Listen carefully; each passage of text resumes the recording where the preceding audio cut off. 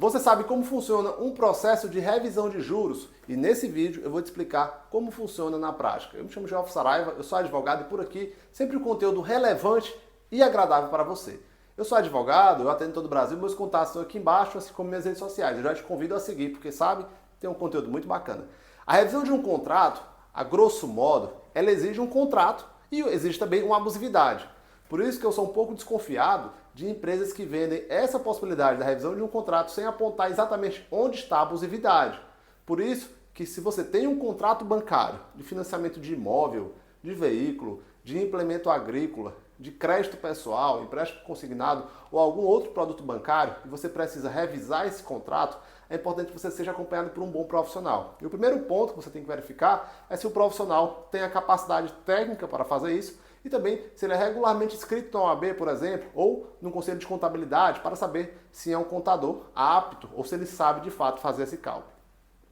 O processo de revisão de juros, ele exige uma abusividade, como eu falei no começo do vídeo. Como é que funciona na prática? Você pega o contrato e analisa se existe ou não alguma abusividade. Se existe alguma abusividade e existe também um julgado ou uma jurisprudência favorável ao seu ponto, é possível sim levar esse processo, esse contrato, melhor dizendo, para a justiça, pedindo a revisão desse contrato.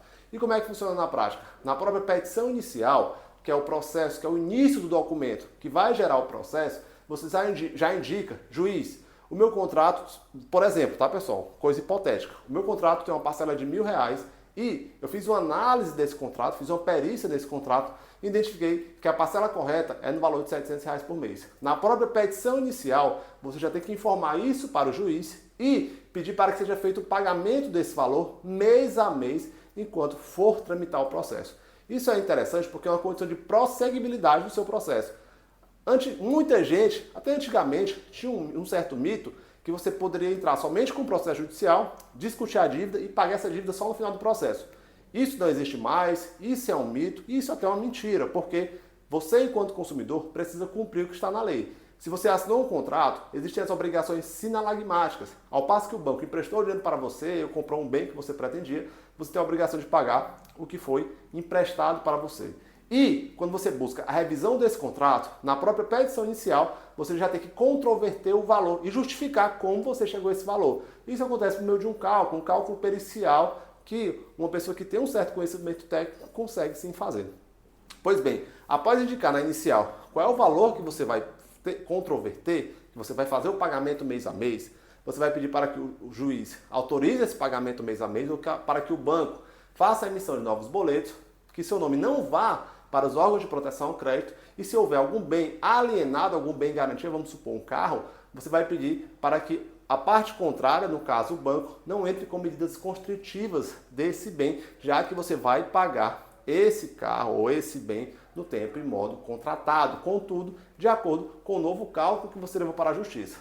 Após você entrar com o processo, o juiz vai analisar o seu pleito. Pode ser que você tenha uma possibilidade jurídica naquele momento, através de uma decisão judicial, pode ser que não.